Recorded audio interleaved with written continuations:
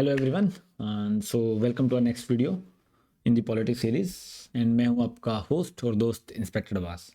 तो आज की वीडियो के अंदर हम स्टार्ट करने वाले हैं आज की वीडियो से union executive. Union executive basically हमारा यूनियन का वो कंपोनेंट, सेंट्रल गवर्नमेंट का वो कंपोनेंट जो हमारा कानून बनाने और कानून को एग्जीक्यूट करने से रिलेटेड होता है। बनाने से ज़्यादा एग्जीक्यूशन पे काम करता है, वो कहलाता है यूनियन एग्जीक्यूटिव।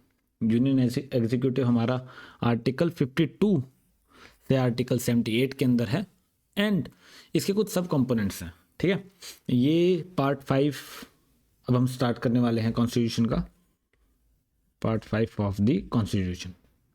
ठीक है, तो यूनियन एग्जीक्यूटिव में सबसे पहले आते हैं हमारे प्रेसिडेंट साहब। ठीक है, फिर हमारे आते हैं वाइस प्रेसिडेंट, फिर हम पढ़ेंगे CM and union council of ministers and then हम पढ़ेंगे अटॉर्नी जनरल। तो ये हमारे पार्ट्स हैं यूनियन एग्जीक्यूटिव के। और सबसे पहले हम आज की क्लास में स्टार्ट करने वाले हैं प्रेसिडेंट, जो कि है आर्टिकल 52 लेकर आर्टिकल 62 तक। ठीक है, प्रेसिडेंट के लिए अब हम आर्टिकल वाइज पढ़ेंगे, है ना। उसके बाद आर्टिकल के बाद हम प्रेसिडेंट की पावर्स और उनके सिग्निफिकेंस भी देखेंगे, है ना। तो सबसे पहले हम स्टार्ट करते हैं आर्टिकल 52। आर्टिकल 52 क्या कहता है? There shall be president of India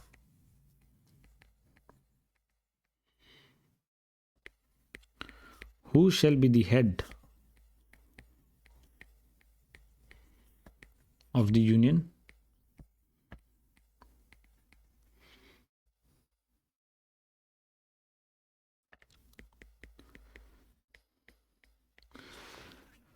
तो देखो, हमारे देश के अंदर ना जो डेमोक्रेसी है उसके अंदर दो हेड होते हैं। एक तो होता है हेड ऑफ स्टेट और एक होता है head of parliament, head of government. तो जो हेड ऑफ स्टेट या हेड ऑफ यूनियन एग्जीक्यूटिव है,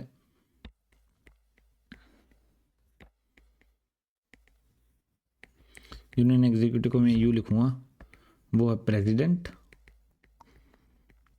एंड जो हेड ऑफ गवर्नमेंट है वो होते हैं पीएम साहब। पीएम साहब को हम रियल हेड बोलते हैं और इनको हम बोलते हैं नॉमिनल हेड। ठीक है, नॉमिनल मतलब फॉर नेम सेक। ठीक है, तो यहाँ से अब शुरुआत करते हैं। तो देखो, हमारे देश के अंदर प्रेसिडेंट को बहुत सारे नामों से जाना जाता है। सीधे सीधे वन वर्ड में क्वेश्चन आ जाते हैं, इनमें कुछ समझाने का है नहीं। जैसे इनको क्या बोलते हैं? प्रेसिडेंट को ऑफिस ऑफ सेरेमनी भी बोला जाता है।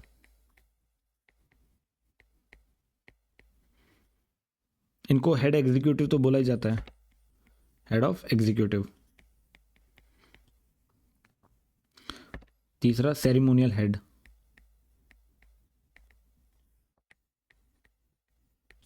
ठीक है, एंड उसके अलावा हेड ऑफ स्टेट, एग्जीक्यूटिव के साथ हेड ऑफ स्टेट है। ठीक है, अब देखो, जो हमारे जो देश की जो गवर्नमेंट है वो है पार्लियामेंट्री फॉर्म ऑफ गवर्नमेंट।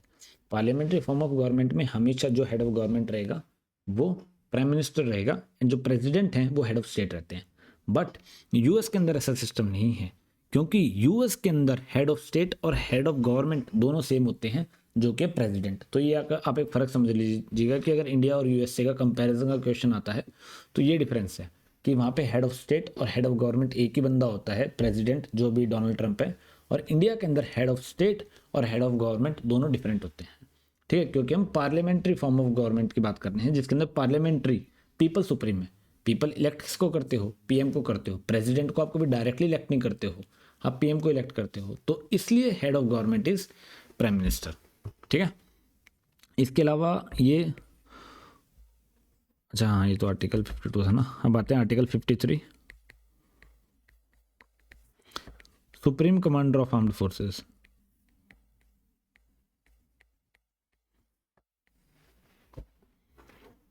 अरे सॉरी, वो तो इसका कंपोनेंट है एक, आई अपोलोजाइज।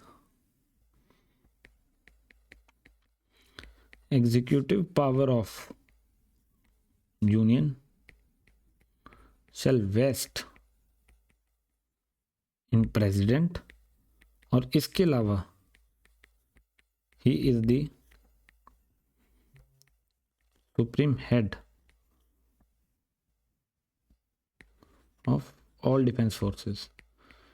जो हमारे तीनों डिफेंस फोर्सेस हैं, आर्मी, नेवी, एयरफोर्स, उनके तीनों के हेड हैं।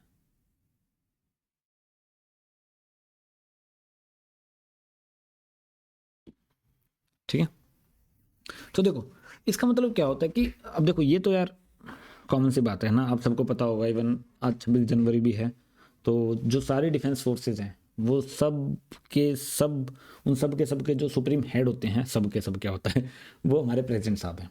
अब executive power of union shall vest in the president. ठीक है, यूनियन पावर ऑफ, अब पहले एग्जीक्यूटिव पावर का मतलब समझो। देखो एग्जीक्यूटिव क्या होता है ना, एग्जीक्यूटिव मतलब जो एग्जीक्यूट करता है। तो पहले आपके इलेक्शंस होते हैं पार्लियामेंट के, ठीक है, लोकसभा के अंदर चुन के एमपी चुन के जाते हैं। एमपी मतलब मेंबर ऑफ पार्लियामेंट। अब कुछ मेंबर ऑफ पार्लियामेंट के अंदर से प्राइम मिनिस्टर साहब कुछ को एलिवेट कर देते हैं या कुछ को एक एडिशनल चार्ज दे देते हैं कि आप ये मंत्रालय संभालोगे, तो वो कहलाते हैं यूनियन मिनिस्टर्स।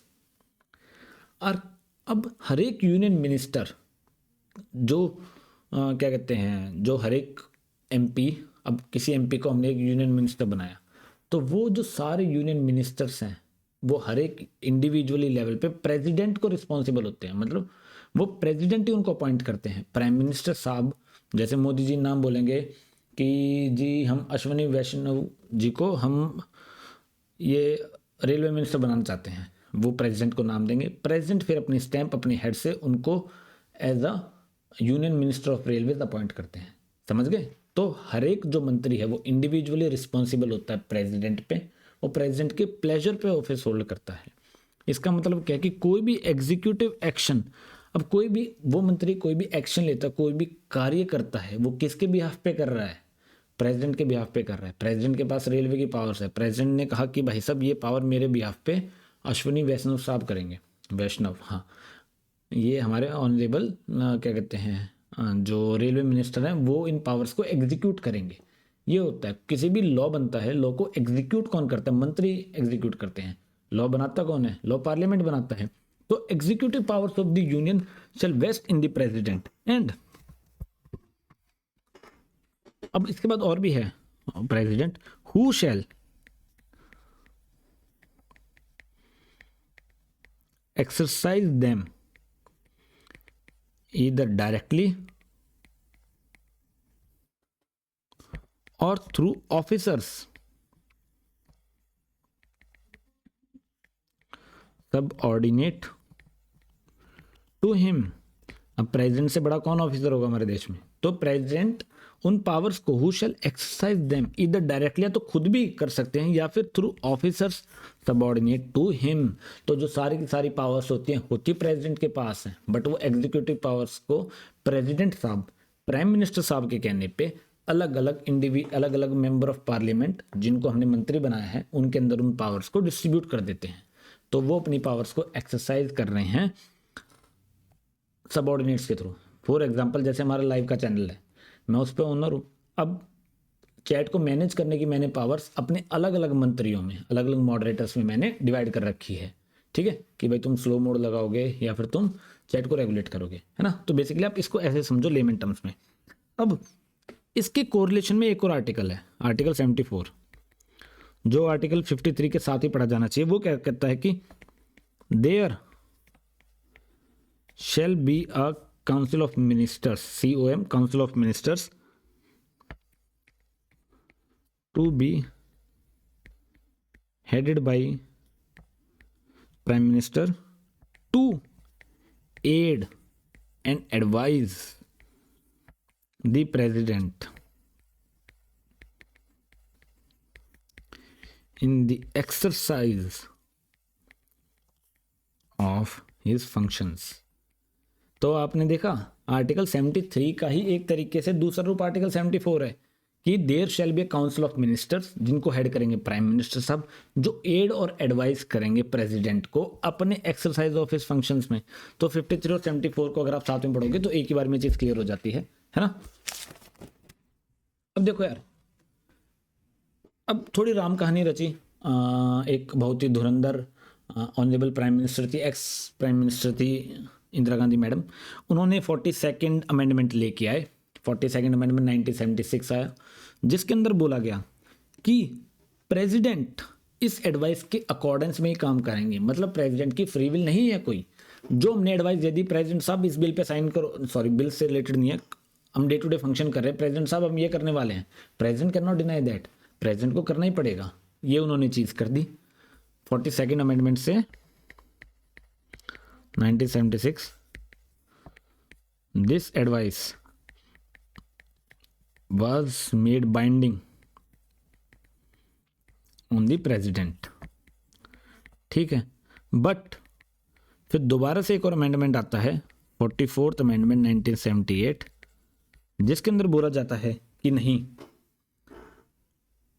आप बाइंडिंग नहीं कर सकते प्रेसिडेंट के ऊपर। अगर मान लो मैंने प्रेसिडेंट को कोई एडवाइस दी, प्रेसिडेंट ने बोला कि नहीं भाई ये एडवाइस गलत है, वो एडवाइस प्रेसिडेंट वापस से प्राइम मिनिस्टर और काउंसिल ऑफ मिनिस्टर्स को भेजता है, काउंसिल ऑफ मिनिस्टर्स उस पर विचार करती हैं। अगर दोबारा ही council of minister same advice को भेजे, है ना, पहले जी हमने ये फिलाना ढिमकाना काम करना है, प्रेसिडेंट बोले मैं नहीं करूँगा, प्राइम मिनिस्टर और यूनियन काउंसिल ऑफ मिनिस्टर कहते हैं नहीं जी आपको दोबारा करना पड़ेगा, आपको ये काम करना पड़ेगा, तब वो एडवाइस बाइंडिंग है। सो इसका मतलब क्या है, president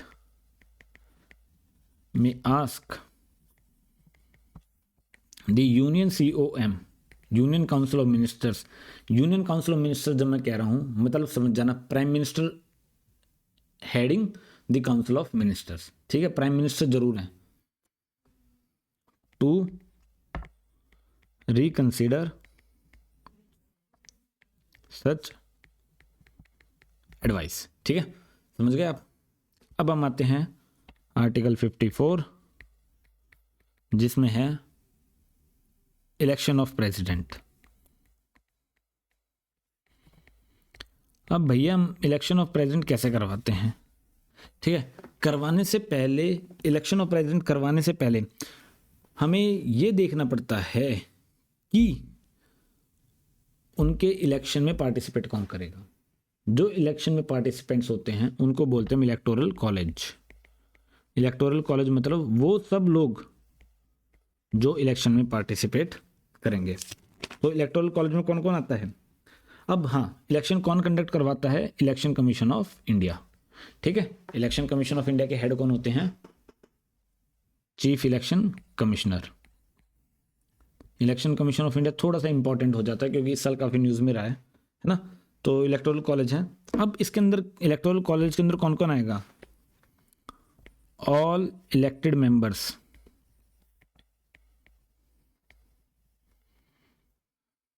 of parliament except nominated members.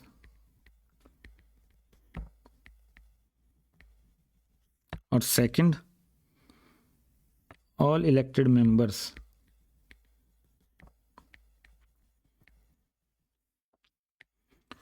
of all the legislative assemblies of states plus Delhi and Puducherry, ठीक है। सारे के सारे elected members of parliament except nominated members. Parliament के हमारे दो हाउस होते हैं भाई साहब और बहन साहब, एक होता है लोकसभा, एक होता है राज्यसभा। दोनों के अंदर MP मतलब members of parliament, members of parliament का शॉर्ट फॉर्म है MP बैठते हैं, बहस करते हैं, इलेक्शन करते हैं, लड़ते हैं, जूते फेंकते हैं, सारे काम करते हैं। अब कुछ मेंबर्स को आप चुनते हो, कुछ मेंबर्स को हमारे प्रेसिडेंट साहब नॉमिनेट करते हैं। नॉमिनेट का मतलब है वो बिना इलेक्शन लड़े आए जाते हैं। किस लिए आते हैं, उसको एक छोटा सा रीज़न बस ये है कि कुछ लोग जो आर्ट, साइंस, सोशल सर्विस और लिटरेचर, जिन लोगों का इसमें अच्छा खासा योगदान है, उन लोगों को प्रेसिडेंट साहब राज्यसभा के अंदर नॉमिनेट करते हैं। पहले कुछ मेंबर्स, दो मेंबर्स को लोकसभा के अंदर भी नॉमिनेट किया जाता था, बट हाल फिलहाल में नहीं किया जाता है। बट क्या कर सकते हैं, क्या नॉमिनेटेड मेंबर्स लोकसभा में हो सकते हैं? जी हाँ। राज्यसभा में हो सकते हैं? जी हाँ। क्या वो इलेक्शन में पार्टिसिपेट करेंगे प्रेसिडेंट के? जी ना। ठीक है, all elected members of the parliament except nominated members, similarly all elected members of all the legislative assembly of the states. जो स्टेट के अंदर वहाँ की जो लेजिस्लेटिव असेंबली है उसके मेंबर्स मतलब एमएलएज, और दिल्ली और पुडुचेरी ही सिर्फ दो ऐसी यूनियन टेरिटरीज हैं जिनके अंदर वहाँ की लेजिस्लेटिव असेंबली है और इनके मेंबर्स भी वोट करते हैं। ठीक है, अब इसके अलावा कुछ स्टेट्स के अंदर लेजिस्लेटिव काउंसिल होती है, तो MLC members of legislative council and nominated members do not participate. अब जी हमने एमएलसी के मेंबर्स को क्यों, एमएलसी को क्यों नहीं लिया, मेंबर्स ऑफ लेजिस्लेटिव काउंसिल्स को क्यों नहीं लिया? देखो कुछ स्टेट्स में क्या होता है ना, जैसे सेंटर पे लोकसभा और राज्यसभा होती है, स्टेट में एक ही सदन होता है, एक ही हाउस होता है लेजिस्लेटिव असेंबली, जो वहाँ के कानून बनाता है। बट कुछ स्टेट्स के अंदर सेंटर की तरह ही एक दूसरा हाउस भी होता है जिसको लेजिस्लेटिव काउंसिल बोलते हैं। जैसे सेम हमारे पास सेंटर पे लोकसभा राज्यसभा है, उनके पास लेजिस्लेटिव असेंबली और लेजिस्लेटिव काउंसिल है, विधानसभा और विधान परिषद है। ठीक है, पर ये लेजिस्लेटिव काउंसिल हर स्टेट के पास नहीं होती है। तो अगर हम मान लो कुछ लेजिस्लेटिव काउंसिल्स को ही अगर सिर्फ मौका देंगे तो बाकी स्टेट्स के लिए नाइंसाफ़ी होगी, इसलिए हम सिर्फ और सिर्फ लोकसभा और राज्यसभा के मेंबर्स, एमएलए हर एक स्टेट के और दिल्ली और पुडुचेरी के मेंबर्स ही पार्टिसिपेट करते हैं। और इलेक्शन के लिए जो रूल्स हैं, अब देखो यार कॉन्स्टिट्यूशन में लिख दिया बस ये आर्टिकल खत्म। अब इस आर्टिकल में रूल लिखे हुए हैं कि जी कब इलेक्शन होंगे, कैसे होंगे, छोटी छोटी चीज़ें इनमें बस ओवरव्यू दिया जाता है कॉन्स्टिट्यूशन में। इनको इम्प्लीमेंट करने के लिए रूल्स बनाए गए हैं, उन रूल्स को बोला जाता है president and vice president rules of 1962। ठीक है, ये इलेक्शन रूल्स हैं जिनके बेसिस पे ईसीआई इलेक्शन करवाता है। ठीक है,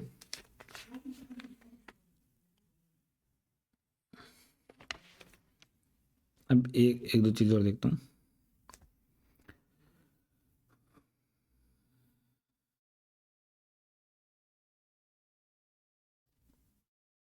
हाँ चलो बाद में बता दूंगा, वो तो थोड़ी सी कहानी मानी है, वो बाद में बताऊंगा कि क्यों प्रेसिडेंट को हम डायरेक्टली इलेक्ट नहीं करते।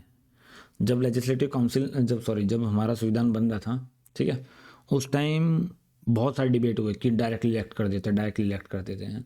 तो उसका भी रीज़न है क्यों नहीं करते हैं। वो रीज़न इसलिए है, देखो यार हमारे देश में पता क्या होता है, हमारे देश में एक टेबल ऑफ प्रेसिडेंस होती है। टेबल ऑफ प्रेसिडेंस अगर आप कभी गूगल करोगे तो एक टेबल ऑफ हायरार्की है कि कौन सबसे ऊपर रखा जाएगा। प्रेसिडेंस पावर के टर्म में नहीं, प्रेसिडेंस के टर्म में, मतलब रिस्पेक्ट के टर्म में, मतलब देश में स्ट्रक्चर के टर्म में, जैसे फर्स्ट सिटीजन ऑफ कंट्री बोला जाता है उस तरीके से। उसके अंदर फर्स्ट पोजीशन होती है प्रेसिडेंट की, सेकंड पोजीशन वाइस प्रेसिडेंट की, थर्ड पोजीशन प्राइम मिनिस्टर की। अगर प्राइम मिनिस्टर की थर्ड पोजीशन है और टेबल ऑफ पावर एक, पावर के हिसाब से सबसे ऊपर हमारे देश में कौन है? Prime minister. वो सबसे पावरफुल क्यों है? प्राइम मिनिस्टर सबसे पावरफुल क्यों है? क्योंकि उसके अंदर जनता का विश्वास है, उसको जनता ने सेलेक्ट करके भेजा है। हमारे देश में पढ़ा था ना हमने कॉन्स्टिट्यूशन के अंदर डायरेक्टली इलेक्टेड डेमोक्रेसी है भाई, directly elected will hold more power. तो अगर हम प्रेसिडेंट को डायरेक्टली इलेक्ट कर देते हैं और प्राइम मिनिस्टर भी डायरेक्टली इलेक्टेड है और टेबल ऑफ प्रेसिडेंस के अंदर भी प्रेसिडेंट सबसे पहले सबसे एक नंबर पे है, तो भाई कौन ज़्यादा पावरफुल हुआ? कॉन्फ्लिक्ट नहीं हो जाएगा? किसकी सुनोगे, प्रेसिडेंट की या प्राइम मिनिस्टर की? प्राइम मिनिस्टर सिर्फ इसलिए तो पावर में है क्योंकि लोगों का विश्वास है, people have elected him, people ने एमपीज को वोट करा है, एमपीज के अंदर से एक एमपी चुन के प्राइम मिनिस्टर बने जाते हैं, उन्हीं के इलेक्शन में तो आपका सीधा सीधा आपका रोल पड़ता है ना। तो समझ गए, directly elected person will have more power than a person who is indirectly elected. That's why prime minister holds greater real executive power than the president. अगर प्रेसिडेंट को भी हम डायरेक्टली इलेक्ट कर देते तो प्रेसिडेंट भी सेम लेवल ऑफ पावर में आ जाते और फिर कॉन्फ्लिक्ट ऑफ पावर्स हो जाता दो लोगों के बीच में, तो जिससे जो देश को आगे बढ़ने में दिक्कतों का सामना करना पड़ता है ना। अब ये तो था आर्टिकल 54। आर्टिकल 55 पे आते हैं। आर्टिकल 55 है मैनर ऑफ इलेक्शन, कि इलेक्शन कैसे होता है, किस प्रकार का इलेक्शन होता है। तो देखो प्रेसिडेंट साहब का इलेक्शन है वो है STPRS, सिंगल ट्रांसफरेबल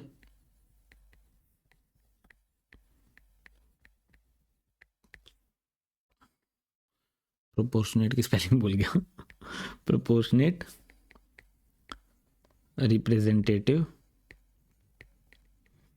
सिस्टम। इन शब्दों से डरना नहीं है, रट लो।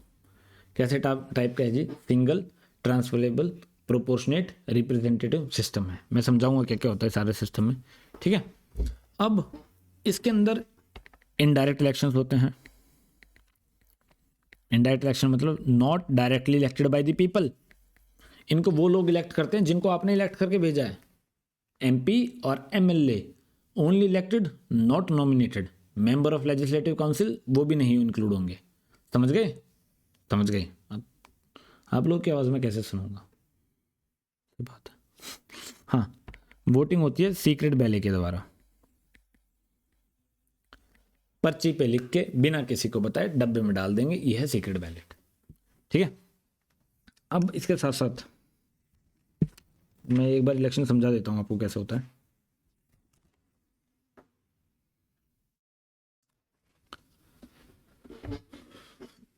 अब देखो ये इलेक्शन समझते हैं। जो आप नॉर्मल जिस इलेक्शन में आप वोट करके आते हो ना, जो नॉर्मल इलेक्शंस होते हैं, नॉर्मल इलेक्शंस जो होते हैं वो होते हैं फर्स्ट पास्ट द पोस्ट। इसका मतलब क्या है? इसका मतलब ये है कि दो कैंडिडेट्स हैं, जिसको ज़्यादा वोट मिल गई वो जीत गया। इसका मतलब ये है कि अगर मान लो किसी को 40% वोट मिले, किसी को 39% वोट मिले, 40 वाला जीत गया। इवन उसने 50%, इवन आधे लोगों का मत भी नहीं था उसके पास, वो फिर भी जीत गया, ठीक है। यहाँ पे लीस्ट लूजर विंस, जो लीस्ट लूजर विंस, ठीक है, समझ गए आप? कि मतलब जिसके ज़्यादा वोट है। प्रेसिडेंट के इलेक्शन में क्या होता है कि एक फिक्स कोटा होता है। कोटे का फॉर्मूला क्या होता है कि total number of valid votes जो वोट काउंट करने लायक हैं, ठीक है, टोटल नंबर ऑफ पोजीशन +1, ठीक है। Total number of valid votes हमेशा 100 या 100%। टोटल नंबर ऑफ पोस्ट, कितनी पोस्ट की इलेक्शन हो रहा है? एक सिर्फ प्रेसिडेंशियल पोस्ट की इलेक्शन हो रहा है, 1 + 1 + 1, 100/2 + 1, 51, ठीक है। इसका मतलब क्या है? अगर किसी कैंडिडेट के पास मिनिमम 50% से ज़्यादा वोट्स नहीं होंगे तो भाई साहब वो प्रेसिडेंट नहीं बनेगा। तो ये होता है मिनिमम कोटा सिस्टम, ठीक है। अब ये वोट कैसे होता है कि देखो यहाँ पे हर एक वोट की वैल्यू होती है। ये नहीं होता कि भाई मैं हूँ, जैसे मान लो भाई मैं यूपी से आया हूँ जी, मैं वोट करने आया हूँ, तो मेरे वोट की वैल्यू ऐसा नहीं है कि केरल के MLA के बराबर होगी। हर एक वोट की वैल्यू होती है। वैल्यू का फॉर्मूला होता है। अब देखो इलेक्शन में MP भी होते हैं, मेंबर ऑफ पार्लियामेंट, MLA भी होते हैं स्टेट वाले, मेंबर ऑफ लेजिस्लेटिव असेंबली। तो MLA की वोट पावर क्या होगी, वोट की वैल्यू क्या होगी, sorry, total population of state divided by total number of elected MLA of that state into 1/1000, ठीक है। ये तो हो गई MLA की वोट पावर कि एक स्टेट की जितनी पॉपुलेशन है, जितने उस स्टेट के अंदर MLA की सीट्स हैं, इंटू 1/1000। अब आते हैं vote value of MP।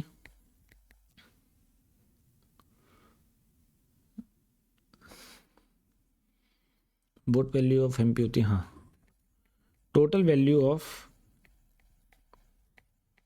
All the MLAs divided by total number of elected MPs. ठीक है,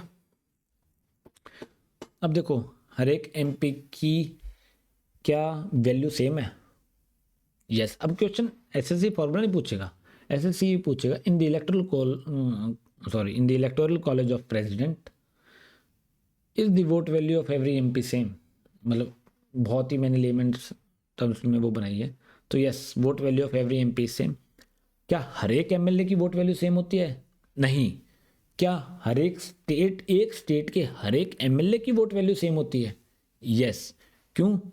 total population of state UP की हम बात कर रहे हैं, तो यूपी के अंदर सारे स्टेट की पॉपुलेशन हर एक एमएलए के लिए सेम होगी, divide by total number of MLAs. ठीक है, अब केरल के अंदर केरल की पॉपुलेशन यूपी से कम है, तो जाहिर सी बात है उसकी वोट वैल्यू कम होगी। तो ऐसे करके इनकी वोट वैल्यूज हैं। अब देखो यार, मैं समझाने को आपको पूरा इलेक्शन सिस्टम समझा सकता हूँ, बट उसके अंदर कुछ ऐसा है नहीं कि जो एग्जाम रिलेटेड इंपॉर्टेंट है। बस ये चीज़ इंपॉर्टेंट है कि यही इंपॉर्टेंट है बस कि देखो कि एक तो प्रेसिडेंट साहब is indirectly elected, electoral college में कौन कौन मेंबर्स होते हैं, सीक्रेट बैलेट से वोटिंग होती है, और एसटीपीआरएस सिस्टम होता है। ठीक है जी, ये हो गया हमारा election of the president.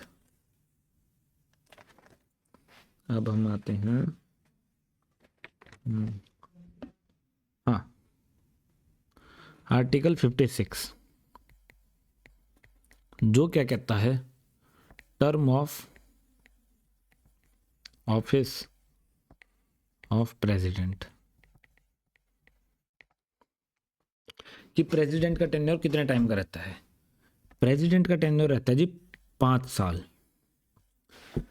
But 5 साल कब से काउंट करेंगे? When he enters the office.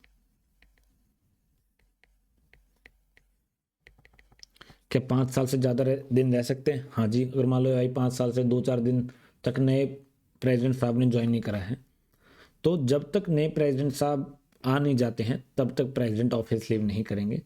तो 5 साल कब से काउंट होंगे? When he enters the office. और एग्जिट कब करते हैं? When new president joins the office. ठीक है, ये तो हो गया। अब देखो यार, इसके अंदर कुछ छोटी छोटी चीज़ें थी। हाँ, अब प्रेसिडेंट रेजिग्नेशन किसको देते हैं? अगर प्रेसिडेंट को रिजाइन करना होता है तो address the resignation letter to vice president. ठीक है, अब देखो इसके अंदर हम एक चीज समझ लेते हैं कि अब प्रेसिडेंट का ऑफिस कब कब खाली होता है। ठीक है, व्हेन, रुको,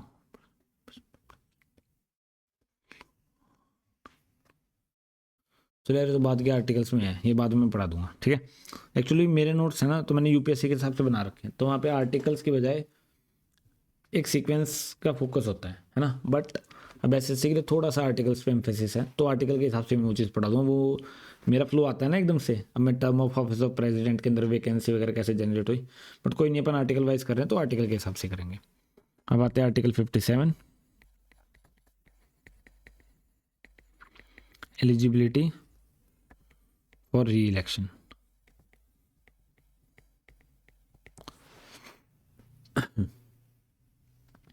अब देखो, कितने भी N number of times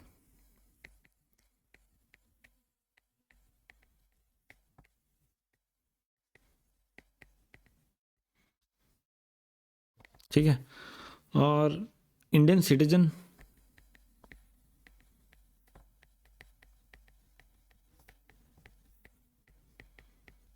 can become president. ठीक है, क्या कोई बाहर से आके किसी ने इंडिया की सिटीजनशिप लिया तो वो बन सकता है? Yes, any naturalised citizen can become the president. ठीक है, अब हम आते हैं article 58,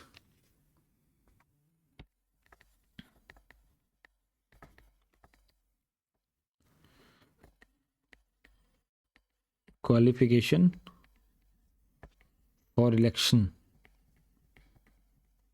as president.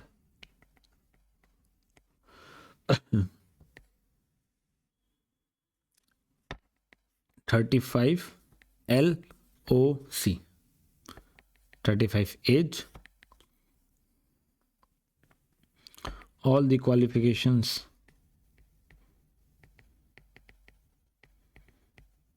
of Lok Sabha member not holding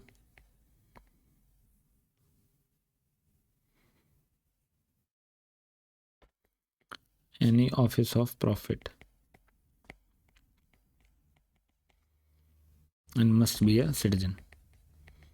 देखो सिटीजन आप समझ गए, 35 एज होनी चाहिए, all the qualifications of LS member, जो क्वालिफिकेशंस एक एमपी बनने के लिए चाहिए, लोकसभा का मेंबर बनने के लिए चाहिए, वही क्वालिफिकेशंस इनके पास होनी चाहिए। इसका मतलब ये नहीं है कि उनको लोकसभा का मेंबर होना चाहिए, इसका मतलब क्वालिफिकेशंस वैसी होल्ड करनी चाहिए। Office of profit, office of profit ऐसी चीज है जो कॉन्स्टिट्यूशन में कहीं पे भी डिफाइन नहीं है,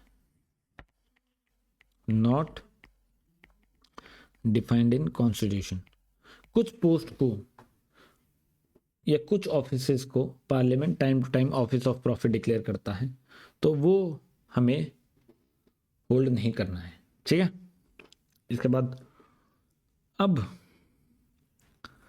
मान लो यार एक एमपी है, ठीक है, एक एमपी को इलेक्शन लड़ना है, क्या उसको लड़ने से पहले अपनी पोस्ट से रिजाइन करना पड़ेगा? नहीं। एमपी हो, कोई मिनिस्टर हो, लिख देता हूं ना, एमपी लोकसभा राज्यसभा कहीं का भी एमपी हो, कहीं का मिनिस्टर हो, वाइस प्रेसिडेंट हो,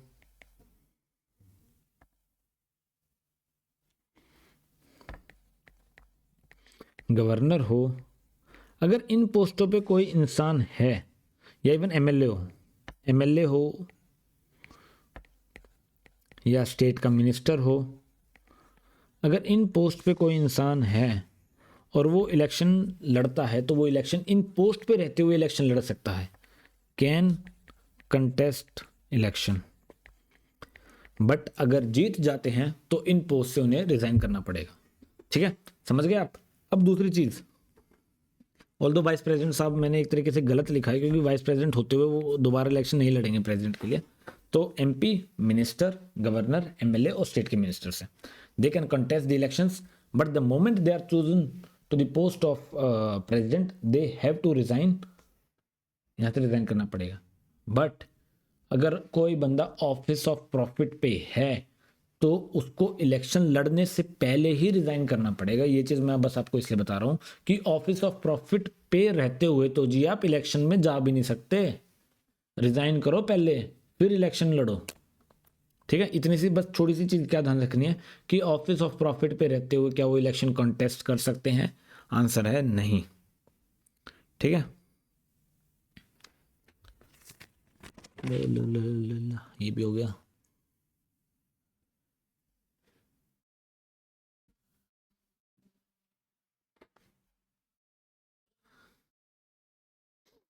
हाँ ये हो गया। अब आते हैं आर्टिकल 59।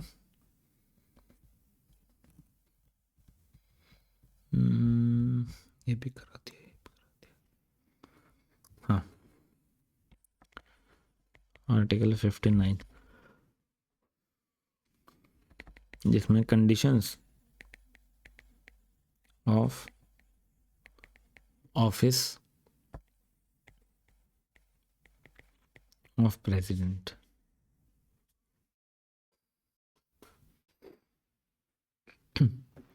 इसका मतलब क्या है कि जो मैंने पहले बात बताई, shall not be a member of either house of parliament or state legislative assembly if he is a member, he or she should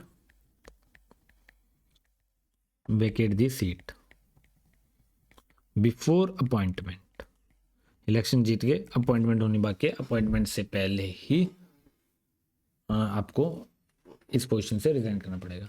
दूसरा, इनकी सैलरी, अलाउंसेस,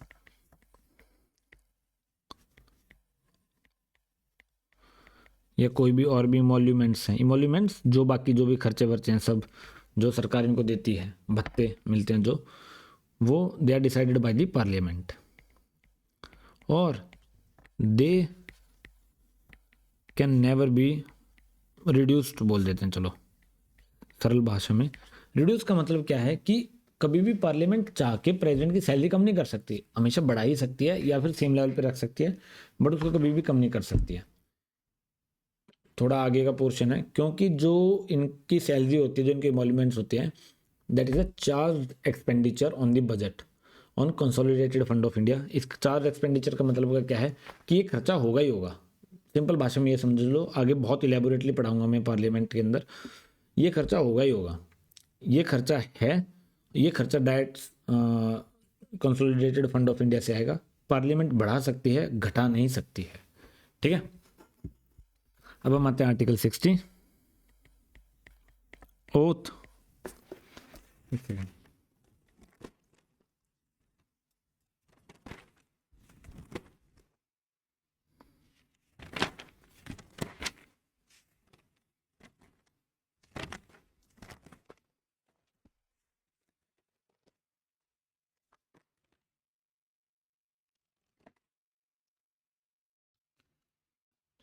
हाँ, ओथ, ठीक है। आपने मूवीज में नहीं देखा, जब भी कोई भी प्रेसिडेंट अपॉइंट होता है उसके बाद वो आके एक ओथ लेते हैं, सेरेमनी होती है उसकी बहुत बड़ी। ठीक है, ये ओथ उनको कौन दिलवाते, दिलवाने का मतलब है एक ऑफिशियल आएंगे, वो पढ़ेंगे, उसके बाद प्रेसिडेंट रिपीट करते हैं। तो वो जो ओथ है वो कौन दिलवाता है प्रेसिडेंट साहब को, चीफ जस्टिस ऑफ इंडिया, जो हमारे सुप्रीम कोर्ट के जो सबसे उच्च स्थान के जो जस्टिस हैं, चीफ जस्टिस ऑफ इंडिया, वो दिलवाते हैं। अगर ये उस दिन छुट्टी पे हैं, बीमार हो गए, बुखार हो गया, कोई भी चीज़ हो गई, तो इनके बाद जो सीनियर मोस्ट जज हैं, सीनियरिटी में सीनियर मोस्ट जज ऑफ सुप्रीम कोर्ट। एक चीज़ ध्यान रखना बच्चे, हो सकता है इसमें प्रेसिडेंट के बाद वाइस प्रेसिडेंट मार्क करके आ जाए, क्योंकि अपना रेजिग्नेशन तो वाइस प्रेसिडेंट को देते हैं, बट नहीं, ओथ प्रेसिडेंट को चीफ जस्टिस ऑफ इंडिया में, चीफ जस्टिस ऑफ इंडिया दिलवाते हैं इनको। समझ गए। अब हम आते हैं आर्टिकल 61। आर्टिकल 61 है प्रोसेस ऑफ इम्पीचमेंट। देखो एक सेकेंड, इम्पीचमेंट,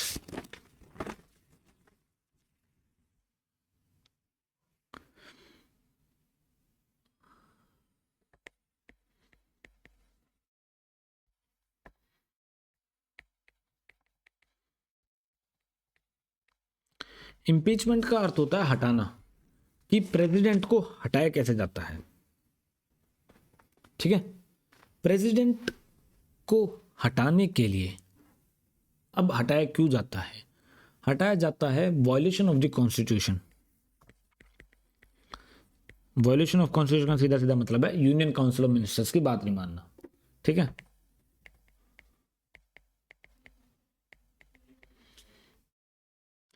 ये वायलेशन ऑफ द कॉन्स्टिट्यूशन शब्द है, इसको डिफाइन नहीं करा गया है। ठीक है, और ये जो इम्पीचमेंट की प्रोसेस है हमने कहाँ से यूज़ करी है, कहाँ से ली है, यूएसए से। दूसरी चीज़, बहुत बार हम इम्पीचमेंट शब्द का उपयोग सुप्रीम कोर्ट के जजेस, वाइस प्रेसिडेंट के लिए भी करते हैं, पर करना नहीं चाहिए। इम्पीचमेंट शब्द का जो यूज़ है वो सिर्फ और सिर्फ प्रेसिडेंट के साथ होता है, या प्रेसिडेंट के केस में ही इनका सिर्फ और सिर्फ इस शब्द का उपयोग होता है। ठीक है, अब सबसे पहले क्या होता है, देखो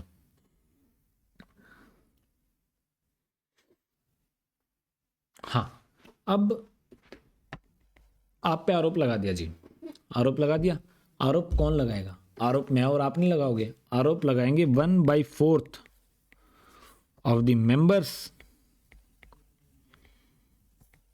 ऑफ द हाउस। कौन से हाउस, कोई भी हाउस हो सकता है, या तो लोकसभा या राज्यसभा। 1/4 ऑफ एमपीज, इस एक भी हाउस, जैसे मान लो लोकसभा है, लोकसभा के अंदर वैसे तो 550 है, कैलकुलेशन के लिए 500 मेंबर्स मान लेते हैं। 500 का 1/4 125 मेंबर्स, 125 मेंबर्स चार्ज लगाएंगे, लिख के स्पीकर साहब को देंगे, और स्पीकर साहब के थ्रू, मतलब ये मान लो चार्ज लगता है, अगर लोकसभा में लग रहा है तो 125 MPs, मतलब 1/4 MPs ये चार्ज आरोप लगाते हैं। ये चारों आरोप लगाने के बाद इस आरोप का नोटिस दिया जाता है 14 दिन पहले, प्रोसेस स्टार्ट करने से पहले। मतलब आप 14 डे नोटिस, मतलब जी कागज पे लिखा कि हम आपके फलाना ढिमकाना आधार पे हम आपके ऊपर चार्ज लगा रहे हैं, हम आपको हटाने की प्रक्रिया चालू करना चाहते नहीं, हम आपको इस गुनाह के तौर पे हम आपको हटाने जा रहे हैं, ये आप पे चार्ज है। उसके नीचे 1/4 MPs के साइन होंगे, साइन होके ये नोटिस दिया जाएगा प्रेसिडेंट साहब को। उसके 14 डे के बाद प्रोसेस चालू होता है। सबसे पहले अब जिस हाउस के अंदर चार्ज लगा है, लोकसभा, फिर राज्यसभा, या अगर पहले राज्यसभा के अंदर चार्ज लगाया गया है तो उसके बाद लोकसभा, पहले लोकसभा के अंदर जाता है। इस रेजोल्यूशन के अंदर स्पेशल मेजॉरिटी से वोटिंग होती है। अगर स्पेशल मेजॉरिटी से ये रेजोल्यूशन पास हो जाता है दोनों हाउसेज से, तो president stands impeached, president remove हो गए हैं। स्पेशल मेजॉरिटी का मतलब क्या है? 2/3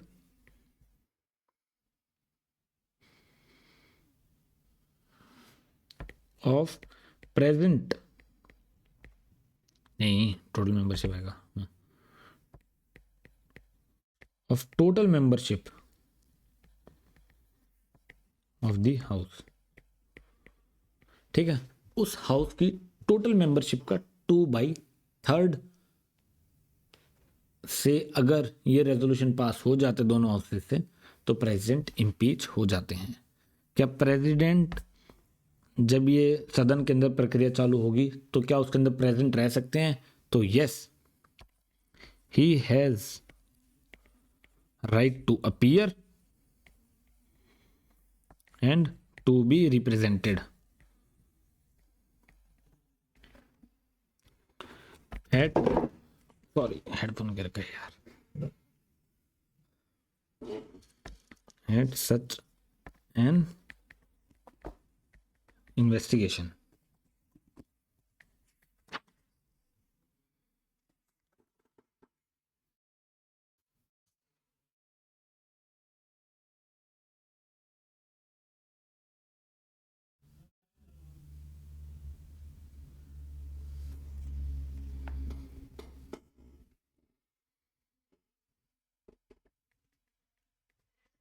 ठीक है, अब इंपॉर्टेंट चीज इसमें क्या क्या है कि आज तक कोई भी प्रेसिडेंट इम्पीच नहीं हुआ है। No president has been impeached. दूसरी चीज, ये क्वासाई जुडिशियल प्रोसेस है। क्वासाई जुडिशियल प्रोसेस किस लिए? कि हमें कॉन्स्टिट्यूशनल पोस्ट को रिमूव कर रहे हैं, जुडिशरी की तरह एक डिसीजन ही तो ले रहे हैं ना। क्वासी किस लिए? जुडिशरी नहीं कर रही है ये चीज़, तो सिंपल सी भाषा में एक क्वासी जुडिशियल प्रोसेस है। इसके साथ साथ प्रेसिडेंट के अब देखो, प्रेसिडेंट के इलेक्शन में नॉमिनेटेड मेंबर्स पार्टिसिपेट तो नहीं करते थे, बट यहां पे रिमूवल में इलेक्टेड एंड नॉमिनेटेड, मतलब सब के सब members of Lok Sabha and Rajya Sabha participate करते हैं। इसके अंदर इलेक्शन के अंदर स्टेट लेजिस्लेटिव असेंबली और दिल्ली और पुडुचेरी के मेंबर्स इलेक्शन में वोट करते थे। क्या यहाँ पे वो पार्टिसिपेट करेंगे? नहीं, ये सिर्फ और सिर्फ पार्लियामेंट्री प्रोसेस है। पार्लियामेंट्री प्रोसेस का मतलब है कि पार्लियामेंट के members, MPs, member of parliaments he participate करेंगे। मेंबर ऑफ पार्लियामेंट्स में कितने मेंबर ऑफ पार्लियामेंट कौन कौन से हाउसेज में बैठते हैं? लोकसभा और राज्यसभा। मेंबर्स ऑफ पार्लियामेंट कौन कौन से होते हैं? एक इलेक्टेड, जिनको आप वोट देके जिताते हो, और एक नॉमिनेटेड, जिनको प्रेसिडेंट साहब खुद चूज करते हैं। इलेक्टेड और नॉमिनेटेड, ये जो दोनों मेंबर्स हैं, क्या दोनों रिमूवल में पार्ट लेते हैं? यस। ठीक है, क्या स्टेट लेजिस्लेटिव असेंबली के मेंबर्स पार्टिसिपेट करते हैं रिमूवल में? नहीं। समझ गए? अब साथ के साथ जो इलेक्टोरल कॉलेज है वो भी रिवाइज कर लेना एक बार, ठीक है। अब आते हैं आर्टिकल 62। आर्टिकल 62 क्या कहता है? Time of holding election to fill the vacancy. अब अगर मान लो ऑफिस वेकेंट हो जाता है, ऑफिस खाली हो जाता है, तो कितना टाइम लगना चाहिए उस ऑफिस को फिल करने के लिए, मतलब उस पोस्ट को फिल करने के लिए, ठीक है। अब हम इसको देखो थोड़ा सा विस्तार से पढ़ेंगे इस चीज को।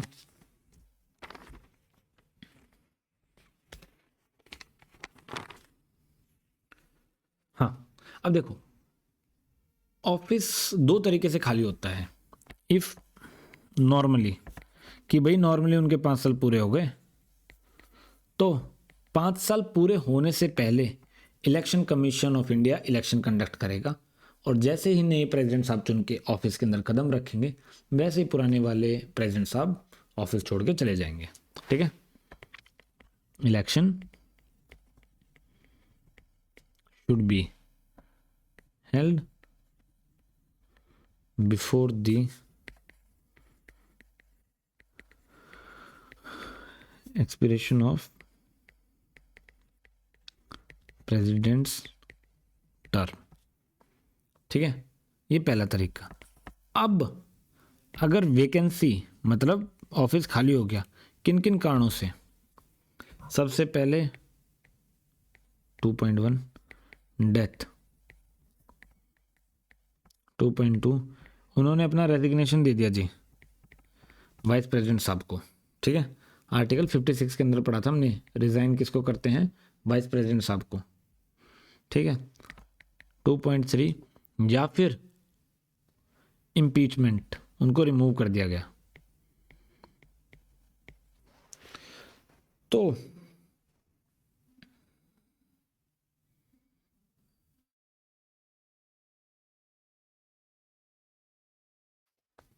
अब देखो यहाँ पे ना तुम्हें बड़ी मस्त चीज़ बताऊंगा जो कोई नहीं बताता रेजिग्नेशन पे, ठीक है। अब देखो अगर इन कारणों से ऑफिस खाली हो जाता है तो आर्टिकल 65 ट्रिगर्ड, आर्टिकल 65 ट्रिगर हो जाता है, जो कहता है कि वाइस प्रेसिडेंट साहब will become the acting president, maximum for 6 months. मतलब वैकेंसी होते ही 6 महीने के अंदर अंदर इलेक्शन कमीशन ऑफ इंडिया को इलेक्शन करवाना ही करवाना है, और मैक्सिमम 6 महीने के लिए वाइस प्रेसिडेंट साहब एक्टिंग प्रेसिडेंट बन सकते हैं। और जब ये एक्टिंग प्रेसिडेंट का रोल कर रहे हैं उस टाइम सारी की सारी पावर्स प्रेसिडेंट की इनके पास आ जाती हैं। इसके साथ साथ जो सैलरी, जो अलाउंसेस, जो इमोल्यूमेंट्स हैं, वो भी प्रेसिडेंट के इनको मिलते हैं। कभी कभी ये क्वेश्चन आ जाता है, सैलरी, इमोल्यूमेंट्स एंड अलाउंसेस जो प्रेसिडेंट साहब के हैं वैकेंसी होने के बाद, क्या वाइस प्रेसिडेंट को भी सेम मिलते हैं? यस। अब मान लो एक सिचुएशन आ गई जी, 3 महीने वाइस प्रेसिडेंट साहब रहे एक्टिंग, 3 मंथ रहे एग्जाम्पल, और जी वाइस प्रेसिडेंट कहते हैं जी नहीं मैं भी रिजाइन कर रहा हूँ, मेरे को भी नहीं बनना प्रेसिडेंट, तो कौन आएगा? फिर आते हैं चीफ जस्टिस ऑफ इंडिया। अगर चीफ जस्टिस ऑफ इंडिया बोल रहे हैं कि जी मैं भी रिजाइन कर देता हूँ प्रेसिडेंट से, तो फिर सीनियर मोस्ट जज। अब क्या ये सारे के सारे 6 महीने रहेंगे? नहीं, टोटल टाइम पीरियड इन सब का मिला के 6 महीने होना चाहिए। ऐसा नहीं कि वाइस प्रेसिडेंट 6 महीने रह गए, chief justice of India, chief justice of head लिखा हुआ है मैंने, गधा, chief justice of India, chief justice of India अलग से 6 महीने रहेंगे, नहीं, मिला के सारे के सारे 6 महीने तक एक्टिंग प्रेसिडेंट की तरह काम करेंगे, ठीक है।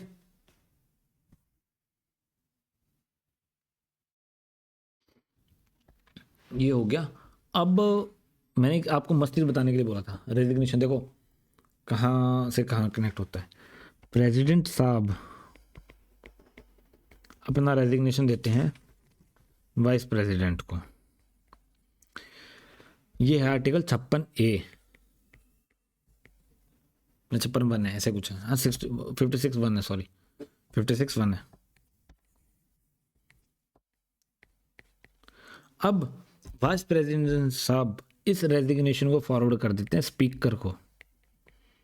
स्पीकर कौन होता है? लोकसभा का जो हेड है वो स्पीकर है, ठीक है। आर्टिकल 50, ये आर्टिकल याद करने जरूरी नहीं है यार। देखो बहुत टीचर्स क्या ना, ये 1 2 3 आर्टिकल्स भी पढ़ाते हैं, इतने डिटेल में एसएससी नहीं पूछेगा, ठीक है। 56 बस 56 ही ध्यान रखना होता है रेजिग्नेशन से रिलेटेड। ये 1 2 मैं बता देता हूँ, ठीक है, याद आ जाता है तो इसलिए। अब देखो स्पीकर को क्यों दिया? स्पीकर किसके हेड हैं? लोकसभा के। लोकसभा क्या है? लेजिस्लेटिव हाउस है। और हमेशा एक चीज पार्लियामेंट चैप्टर में मैं बहुत आपको जोर जोर से पढ़ाऊंगा, executive is responsible to legislative और union executive is responsible to legislative. और एग्जीक्यूटिव जो हमारे देश की पार्लियामेंट है ना, पार्लियामेंट के 3 फंक्शनल पोर्शन होते हैं, लोकसभा, राज्यसभा और प्रेसिडेंट। इसका मतलब प्रेसिडेंट कोई भी कानून बनाएगी उनमें इन 3 लोगों का रोल होता है, ठीक है। अब executive is responsible to legislative और एग्जीक्यूटिव के मेंबर्स पार्लियामेंट से अपॉइंट होते हैं। इसका मतलब क्या है? जो भी एग्जीक्यूटिव मेंबर्स होंगे वो लेजिस्लेटिव हाउस को रिस्पॉन्सिबल होगा, जवाबदेही होगी उसकी। कोई भी मंत्री बनता है वो एमपी को ही तो मंत्री बनाया जाता है। मंत्री मतलब मेंबर ऑफ पार्लियामेंट। एमपी लोग का काम क्या होता है? उनका काम होता है लेजिस्लेटिव फंक्शन। देखो कंफ्यूज नहीं होना है, 2 पहलू हैं, एग्जीक्यूटिव और लेजिस्लेटिव। लेजिस्लेटिव फंक्शंस होता है कानून बनाना, जो आपके एमपीज हैं वो कानून बनाते हैं। जब कानून बन जाता है उस कानून को इम्प्लीमेंट करना होता है। कौन करता है? मंत्री। मंत्री कैसे बनते हैं? उन एमपीज में से कुछ लोगों को उठा के मंत्री बना दिया जाता है। तो एमपीज ही तो मंत्री बना, एमपी ही तो एग्जीक्यूटिव बनता है मंत्री की फॉर्म में, है ना। Executive is responsible to legislative और president being an executive head is responsible to legislative. Legislative directly elected body हमारी कौन सी है? लोकसभा। लोकसभा के जो हेड होते हैं वो होते हैं स्पीकर, तो इसलिए रेजिग्नेशन उनका जाता है स्पीकर के पास। ये बस थोड़ा सा ज्ञान था, पेपर में नहीं आएगा, ठीक है। बोल के कहना पेपर में नहीं आएगा, सही है। अब हाँ, अब देखो एक ही बार चीफ जस्टिस ऑफ इंडिया बने हैं, वो था हाँ 1969 में। प्रेसिडेंट ऑनरेबल जाकिर साहब थे। प्रेसिडेंट कौन थे? जाकिर हुसैन। उनके बाद उनकी डेथ के बाद वीवी गिरी साहब बने थे एक्टिंग प्रेसिडेंट, बट इन्होंने कर दिया था रिजाइंड। तो उसके बाद चीफ जस्टिस ऑफ इंडिया थे हिदायतुल्लाह साहब। उसके बाद ये बने थे प्रेसिडेंट, एक्टिंग प्रेसिडेंट, मतलब प्रेसिडेंट प्रेसाइडिंग लिख रहा हूँ, ठीक है। अब उसके बाद देखो यार, ये तो अब हमने पढ़ लिया इसके हिसाब से, आर्टिकल्स के हिसाब से। अब हम पढ़ते हैं पावर्स ऑफ द प्रेसिडेंट।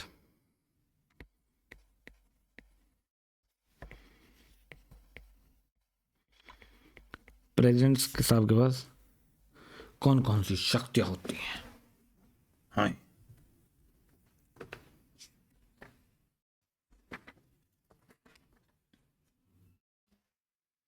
देखो यार, सबसे पहले एग्जीक्यूटिव पावर्स, ठीक है।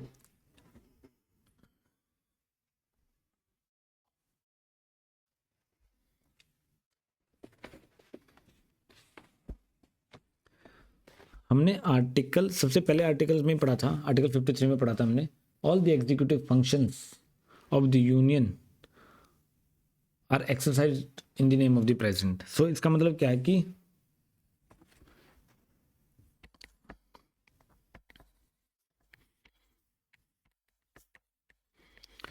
all the executive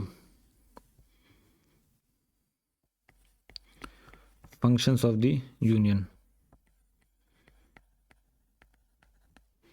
ठीक है, क्योंकि हमने आर्टिकल इवन 74 में पढ़ा था कि there shall be a union council of ministers headed by the prime minister to aid and advise the president.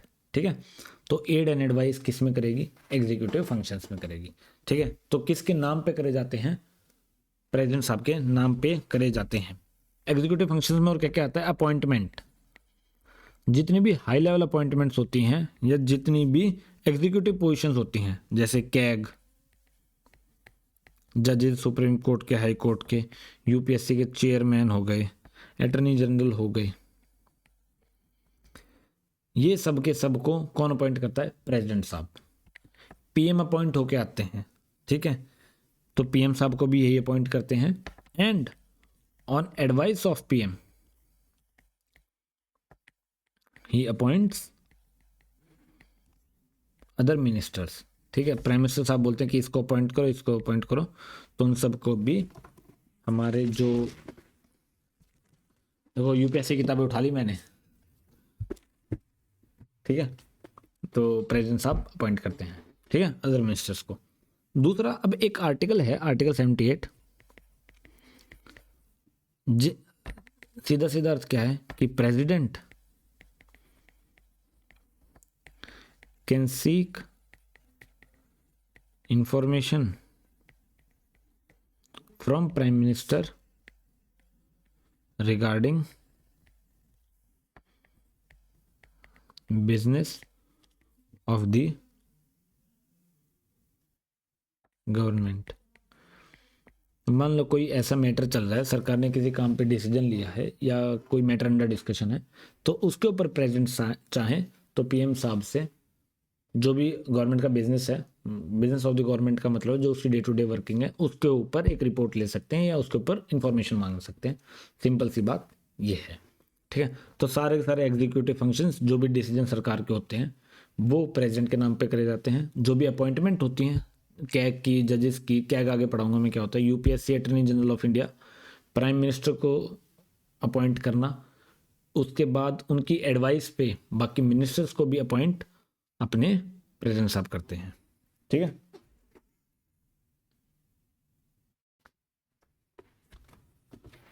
अब उसके बाद आती है legislative powers.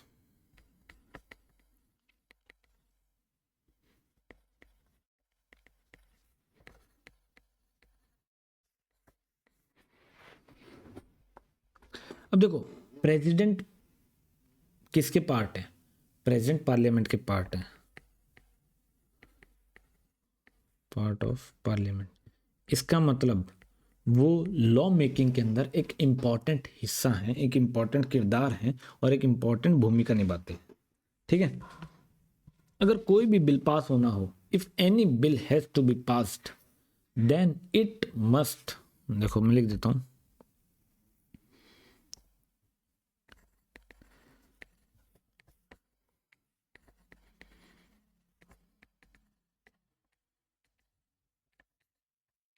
every bill has to receive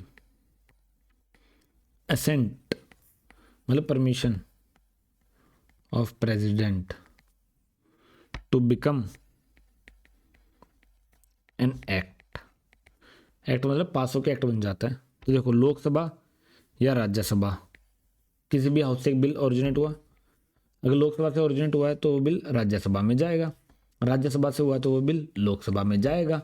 इसके बाद बिल कहाँ जाता है? प्रेसिडेंट के साथ पास।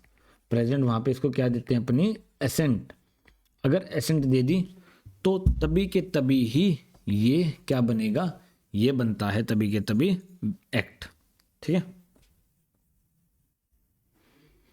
अब इसके अलावा कभी कभी क्या होता है ना, देखो यार, ये दोनों हाउसेस काम नहीं कर रहे होते, तो बहुत बार अपने काम करने का मतलब क्या है, किसी भी बिल को बनने के लिए दोनों हाउसेस होने चाहिए। अब लोकसभा मान लो छुट्टी पे चली गई, रिसेस चली हुई है, या इलेक्शन ही नहीं हुआ है बट कोई कानून बनाना पड़ गया बहुत अर्जेंट, तो उसको जो प्रेसिडेंट साहब वो जो कानून बनाते हैं वो बनाते हैं आर्टिकल 123 के तहत, और उस कानून को बोला जाता है ऑर्डिनेंस। ठीक है, ऑर्डिनेंस के बारे में आगे बहुत विस्तार से बताऊंगा, अभी बस आप ये समझ लो आर्टिकल 123 के अंदर ऑर्डिनेंस बनाया जाता है प्रेसिडेंट के द्वारा जब कोई भी हाउस रिसेस में होता है या लोकसभा डिसॉल्व हो रखी होती है, ठीक है। और ऐसे ही स्टेट गवर्नमेंट के अंदर आर्टिकल 213 के अंदर ऑर्डिनेंस बनाते हैं गवर्नर साहब।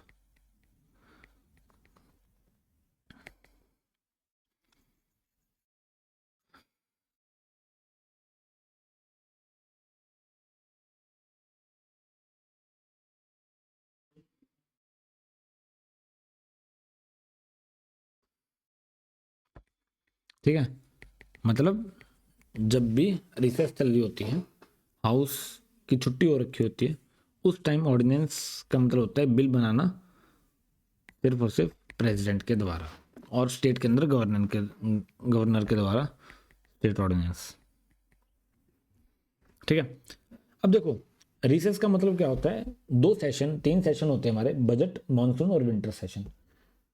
हमारे संविधान और उसके अंदर ये दिया गया है कि साल के अंदर मिनिमम 2 सेशन तो होने, कि साल के अंदर 2 सेशन तो होने ही होने चाहिए। 2 सेशन होने का मतलब है कि मैक्सिमम टू मैक्सिमम 6 महीने का गैप आ सकता है। इतनी चीज़ याद रख लो, किसी भी 2 सेशंस के बीच में मैक्सिमम गैप आता है, मैक्सिमम रिसेस का पीरियड होता है 6 मंथ्स का। और जैसे ही रिसेस खत्म हुई, हाउस रिसेस से वापस आ गया, छुट्टियां मना के वापस आ जाता है। वापस आने के बाद जब दोनों हाउस कार्य करने लग जाते हैं तो उस दिन के बाद से 6 हफ्ते के अंदर वो ऑर्डिनेंस पास होना चाहिए लोकसभा और राज्यसभा दोनों के द्वारा। तो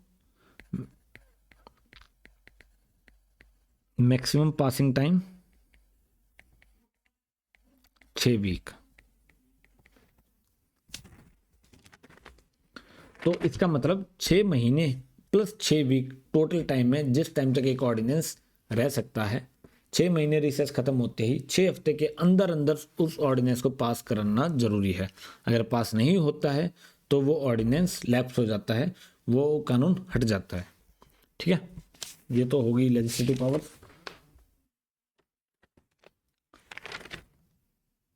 इसके अलावा और क्या क्या लेजिस्लेटिव पावर्स हैं, और लेजिस्लेटिव पावर्स क्या हैं कि हर साल first session of every year plus first session of every year plus first session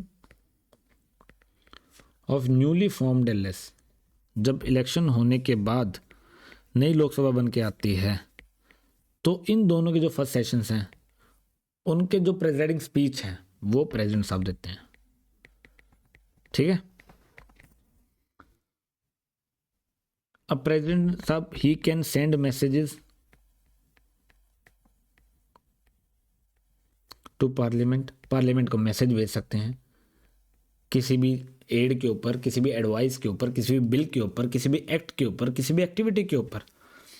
इसके अलावा वो राज्यसभा के अंदर 12 मेंबर्स को नॉमिनेट करते हैं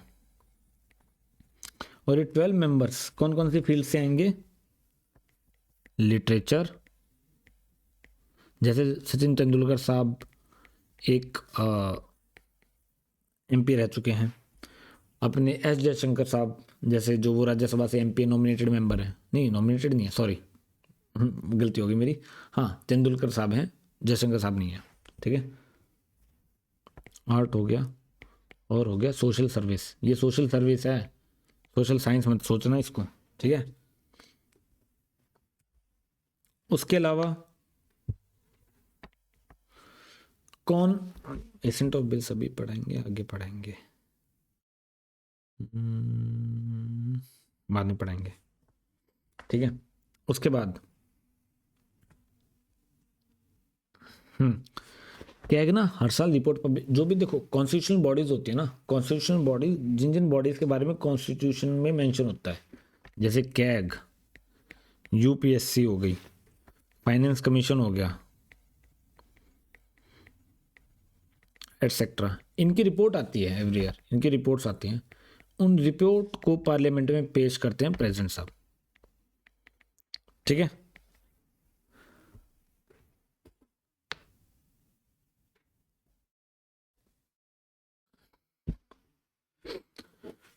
तो देखो यार, मोटा मोटा ये था। इसके अंदर और भी चीज़ें हैं बट ना वो बहुत ज़्यादा नेट पिकिंग हो जाएंगी and SSC will not go into that much detail. अगर आपको लगता है कि इसको मैं और ज़्यादा डिटेल में कहीं, अगर आपने किसी और टीचर से पढ़ा है, सपोज किसी और बुक में देखा है, इतना ज़्यादा कंटेंट वैसे मिलेगा नहीं, बट अगर आपको लगता है तो एक बार आप कमेंट्स में बता देना, क्योंकि इसका ना कोई अंत नहीं है। अब मैं हर छोटी छोटी चीज़ पे जा सकता हूँ, है ना, कि वो रिसर्च प्रो करेंगे ठीक है। उसके बाद बहुत सारी चीज़ें हैं कि मेंबर को अपॉइंट करना या ये फलाना ढिमकाना। तो अगर आपको उतना डिटेल में नहीं जाएगा, बट अगर आपको लगता है कि क्वेश्चन इससे बाहर है तो एक बार मुझे कमेंट में बता देना, मैं एक सब्सिक्वेंट वीडियो ऐड करके कंप्लीट और ज़्यादा डिटेल में इसको करवा दूंगा। ठीक है। अब आते हैं इसके अलावा, इसके बाद आती है फाइनेंशियल पावर्स।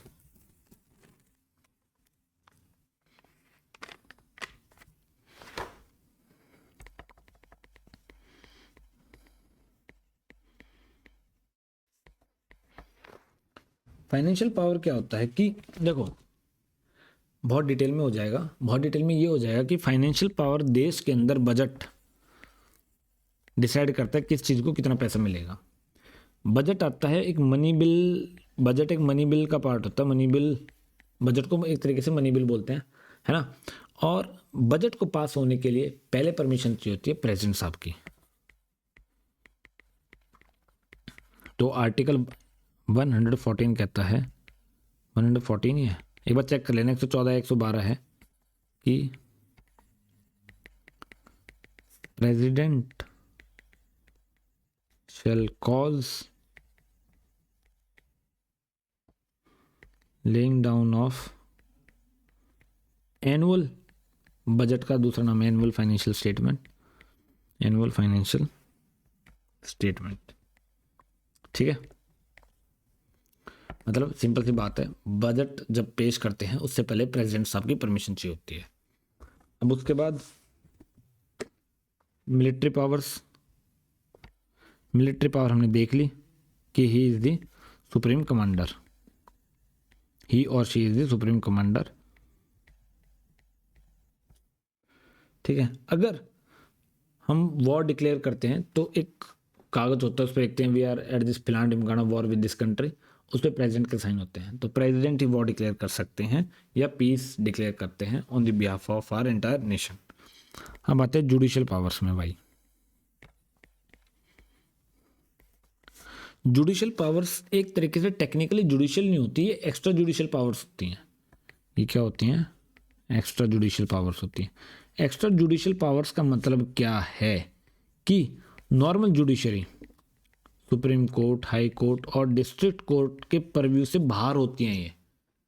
ठीक है, इनसे अलग होती हैं, इनका इस पावर से कोई लेना देना नहीं है। ठीक है।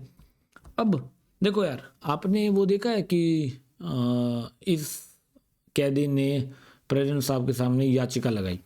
ठीक है।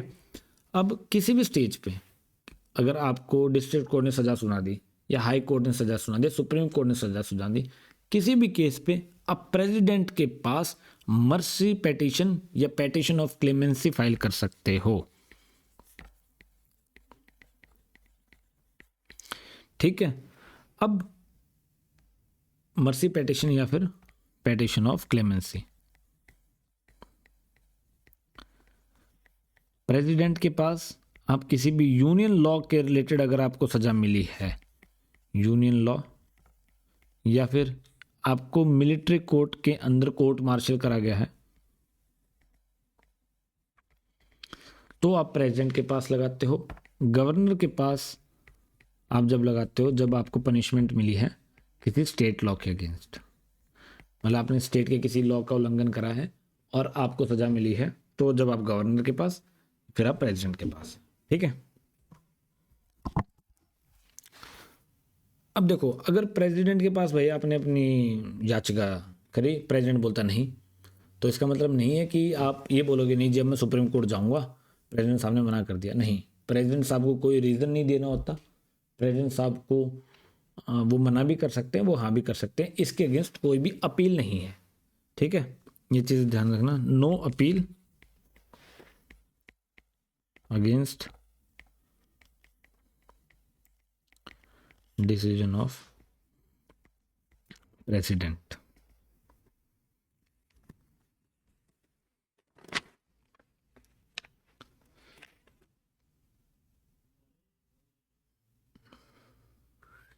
अब देखो, अब आते हैं टाइप्स ऑफ मर्सी।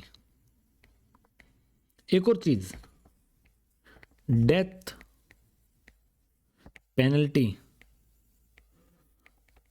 को सिर्फ प्रेसिडेंट माफ कर सकते हैं, गवर्नर नहीं। गवर्नर सिर्फ और सिर्फ डेथ पेनल्टी को कन्वर्ट कर सकते हैं लाइफ सेंटेंस के अंदर या किसी और पनिशमेंट के अंदर, बट उसको बिल्कुल बिल्कुल उसको माफ नहीं कर सकते। ठीक है,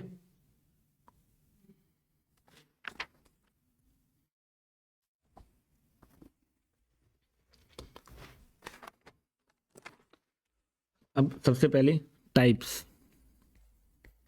सबसे पहले हम आते हैं रिप्राइव। रिप्राइव की पावर क्या है? To delay the start of the sentence.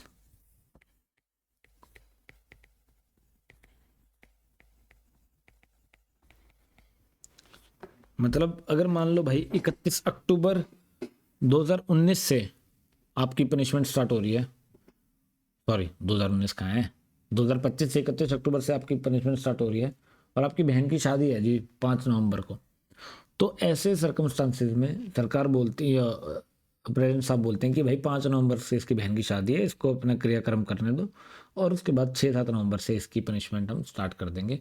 उतने ही टाइम पीरियड के लिए रहेगी, मान लो 10 साल है, बट वो एक लेटर डेट से स्टार्ट हो जाएगी। ठीक है। रिस्पाइट, रिस्पाइट शब्द का मतलब होता है छूट।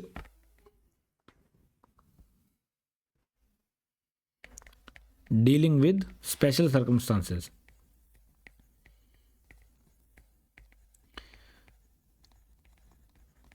कि पनिशमेंट से छूट दे देना या उनको कुछ टाइम के लिए आराम दे देना। फॉर एग्जांपल, कोई प्रेग्नेंट वुमेन है भाई, उसने गाड़ी चढ़ा दी किसी के ऊपर और मान लो भाई उसका 7वां-8वां महीना है, तो ऐसे केसेस में ये एक्स्ट्राऑर्डिनरी केसेस हो गए। ठीक है, 90 साल का कोई आदमी है भाई, उसको 10 साल की सजा मत दो, उसको छोड़ दो बेचारे को, है ना। ऐसे केसेस के अंदर हो गया कोई 90 साल, कोई कैंसर का विक्टिम है, वो बेचारा वैसे ही मरने वाला है, अब उससे जाने अनजाने में कोई अपराध हो गया, जेल की सजा हो गई, तो ऐसे केसेस में रिस्पाइट मिलती है, स्पेशल सर्कमस्टांसेस। ठीक है। Remit, to reduce the punishment.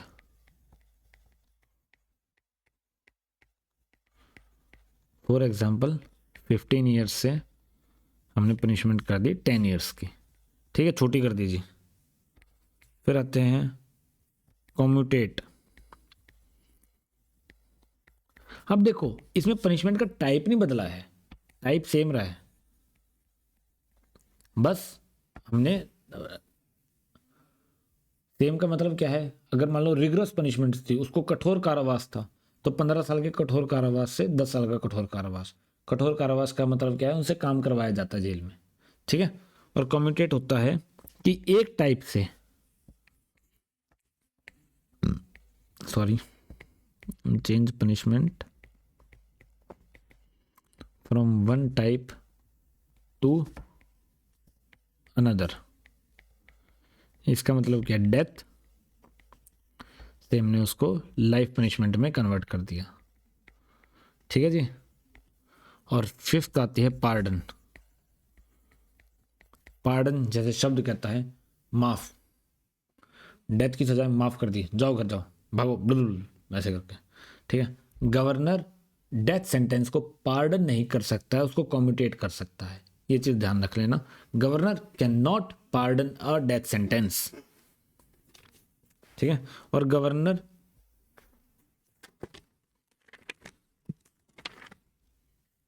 ये जो, एक चीज बताने भूल गया, ये जो मर्सी पेटिशंस होती हैं, ये किस आर्टिकल में है, ये है आर्टिकल 72, और गवर्नर के लिए फॉर प्रेसिडेंट, और आर्टिकल 161 फॉर गवर्नर साहब। ठीक है, समझ गए। अब देखो कितने टाइम में जी, कितने टाइम में आपको फैसला लेना है कि मैंने याचिका लगाई, कितने टाइम में प्रेसिडेंट या वाइस प्रेसिडेंट फैसला लेंगे, कोई टाइम पे डिसाइडेड नहीं है। No time limit on president या गवर्नर।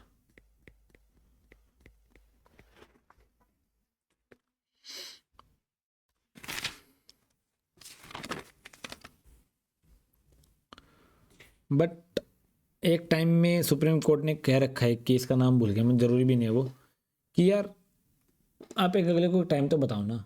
14-15 साल से पिटीशन पड़ी रहती हैं, 10-12 साल से। एटलीस्ट आप एक तरीके से उसका नेचुरल जस्टिस ले रहे हो, आप उसको बताओ तो सही। वो बेचारा वैसे टेंशन में जी रहा है, छुट मिलेगी नहीं मिलेगी, मिलेगी नहीं मिलेगी, और बता के दूर करो यार टेंशन वेंशन, है ना। ये तो हो गई उनकी मर्सी की पावर। अब और ज़्यादा जुडिशियल पावर्स उनके पास क्या है? अपॉइंटमेंट ऑफ जजेस, जो हमने पहले देख ली थी, ठीक है, वो भी जुडिशियल पावर्स में आ जाता है। अब उसके बाद आती है डिप्लोमेटिक पावर्स।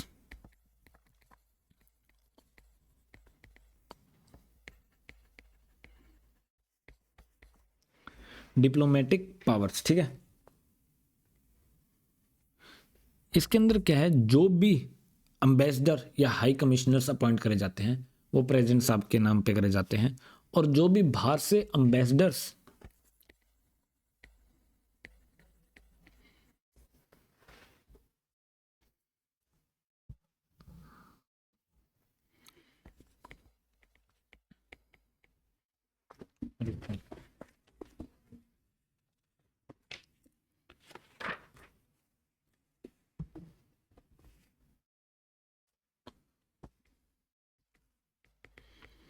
इनको एक तरीके से गेस्ट ऑफ प्रेसिडेंट बोला जाता है।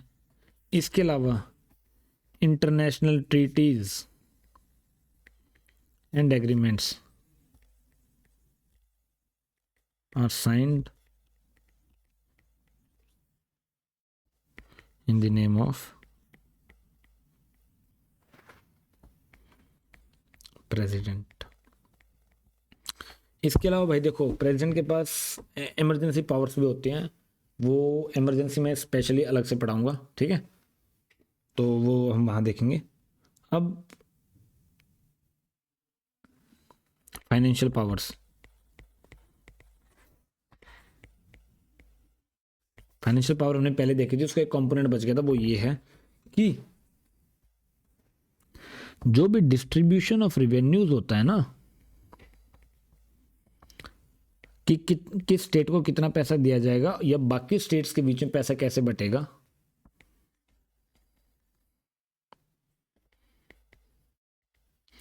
वो होता है आर्टिकल 280 के अंदर। 280 के अंदर एक बॉडी है फाइनेंस कमीशन, जो डिसाइड करती है किस स्टेट को कितना पैसा मिलेगा। और फाइनेंस कमीशन को कौन अपॉइंट करता है? Appointed by president. समझ गए? अब हम आते हैं discretionary powers. Discretionary powers,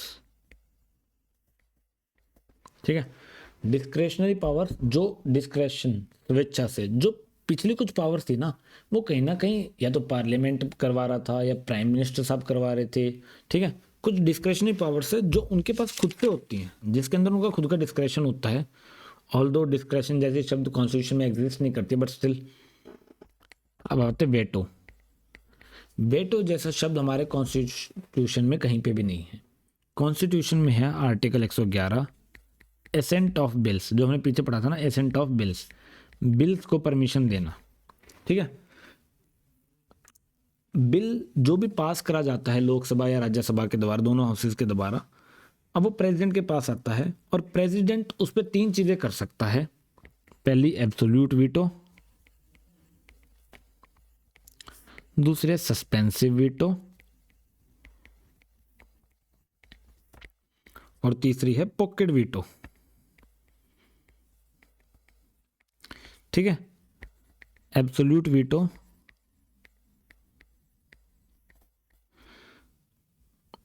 can reject the bill. कोई भी, अब देखो 2 प्रकार के बिल होते हैं, एक गवर्नमेंट बिल, एक private member bill. Government bill जो मंत्री पेश करे, प्राइवेट मेंबर बिल जो नॉन मिनिस्टर पेश करता है। समझ गए? तो एब्सोल्यूट वीटो का मतलब होता है कि प्रेसिडेंट साहब किसी बिल को अगर रिजेक्ट कर दे तो वो होती है एब्सोल्यूट वीटो। ठीक है, अब आती है दूसरी, आगे टेंशन मत लो कौन सी कहाँ पे यूज़ होती है, एकदम बिल्कुल सिंपल भाषा में बताऊंगा कि सीधा का सीधा आप क्वेश्चन टिक कर दो। Suspensive veto can send the bill back but if bill again sent for the assent of president then has to pass। वो बिल को प्रेसिडेंट साहब वापस भेज सकते हैं कि नहीं जी मुझे बिल पसंद नहीं है, छी छी पू पू बिल है, बट अगर पार्लियामेंट दोबारा इस बिल को भेजती है तो वो पास करना पड़ेगा। ठीक है, और तीसरा है पॉकेट वीटो, मतलब विद होल्ड कर लिया हमने, विद होल्ड दी बिल, मतलब कोई जवाब ही नहीं दिया भाई, जेब में रख के बैठ गया जी। ठीक है, अब देखो हमारे पास ना बेसिकली आप देखोगे तो 3 प्रकार के वो होते हैं। एक सेकंड रुको यार,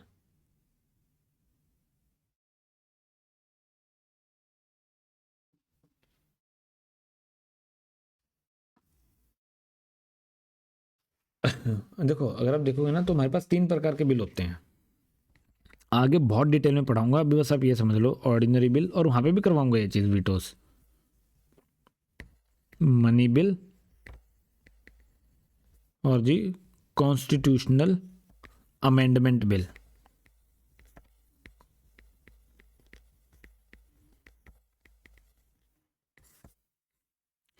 ये टेबल बना लेना आप लोग भी, मतलब चलो ये तो। अब प्रेसिडेंट क्या क्या एक्शन ले सकते हैं,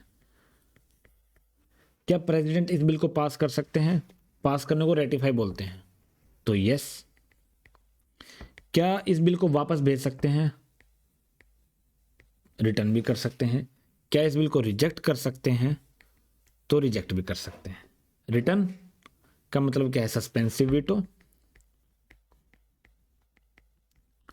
और रिजेक्ट का मतलब क्या है, एब्सोल्यूट वीटो।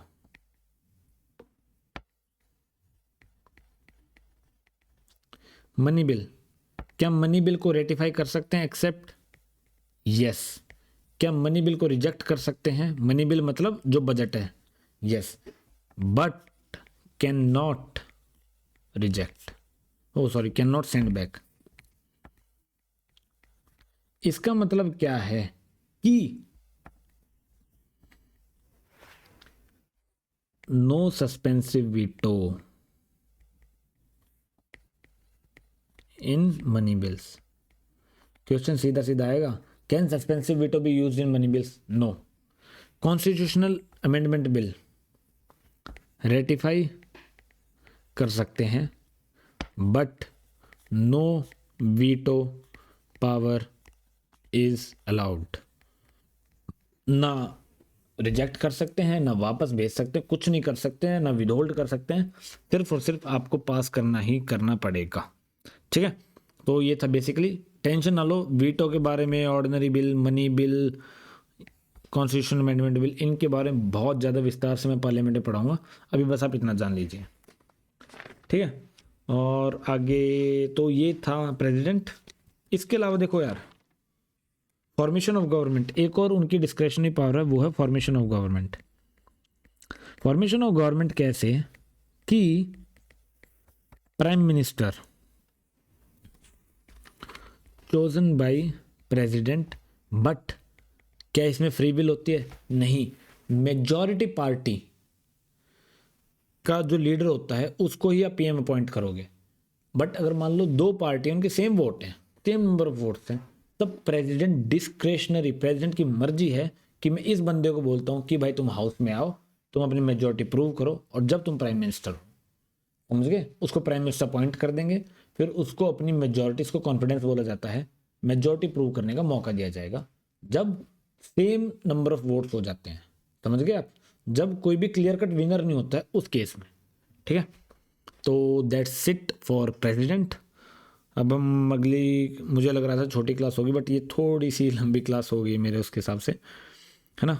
बाकी ये था प्रेसिडेंट। अगर कुछ बच गया हो, हाँ एक और चीज़ मैंने सीक्रेट बैलेट बोला था कि सीक्रेट बैलेट का मतलब क्या होता है कि देखो यार, हाउस के अंदर जब वोटिंग करनी होती है ना, कभी भी अगर आपने टीवी देखा हो, कभी भी जब आपने टीवी में देखा हो वोटिंग होती है, तो सारे के सारे, जैसे मान लो बीजेपी है, बीजेपी के एमपी सारे के सारे एक ही आवाज़ में एक ही सब यस बोलेंगे या सब नो बोलेंगे, सबका एक ही डिसीजन रहता है। सीक्रेट बैलेट में क्या होता है कि किसी को पता नहीं होता आप क्या वोट करने वाले हो। तो मान लो कोई सरकार ने, जो रूलिंग गवर्नमेंट है, उसने कोई ऐसा कैंडिडेट चूज करा जो किसी अपोजिशन वाले को ही पसंद है, बट अपने हाउस के अंदर तो वो विप के द्वारा बांधा गया हुआ है। विप आगे बताऊंगा क्या होता है। विप के द्वारा बांधा गया है कि आपको नो ही बोलना है।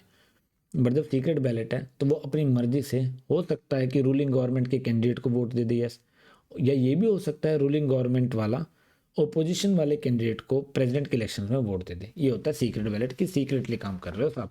ठीक है, तो that's it for today. And कुछ अगर प्रेसिडेंट में बच गया हो, क्योंकि बहुत ही वास्ट टॉपिक है, इंपॉर्टेंट टॉपिक है, तो मुझे बता सकते हो, मैं उसको और ज़्यादा डिटेल में कवर करवा दूंगा। बाकी ये करिए, प्रीवियस ईयर क्वेश्चन अटैम्प्ट करो, एंड आई डोंट थिंक कुछ बचेगा इसमें से। बेटा अगर कुछ बचता भी है तो first time I am teaching, नहीं अभी तो मतलब 4th क्लास है ये, बट स्टिल आप मुझे बता सकते हो। ठीक है, एंड लाइक शेयर सब्सक्राइब करिएगा जो आप लोगों को अगर अच्छी लगे तो। एंड उसके अलावा मिलते हैं नेक्स्ट क्लास में। Thank you everyone.